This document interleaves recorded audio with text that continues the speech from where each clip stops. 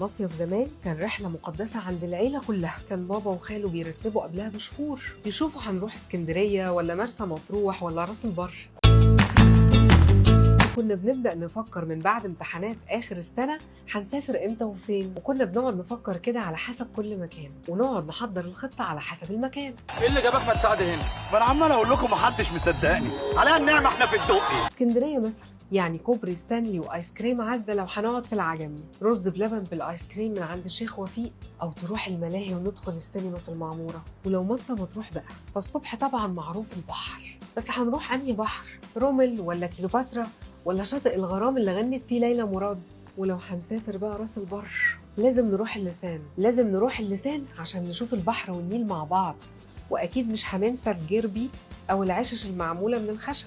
سلام يا هادي، يا سلام يا واد يا هادي، هادي العلم. اللي احلى من المصيف طبعا الليله اللي قبل المصيف، ودي بتبقى الليله اللي بنجمع فيها كل حاجه هناخدها معانا: هدوم، مايوهات، نضارات بحر وعوامات وكاميرا، واكيد طبعا السندوتشات اللي هناكلها في الطريق. انتوا احكوا لنا ايه اكتر حاجه معلمه معاكم في المصيف؟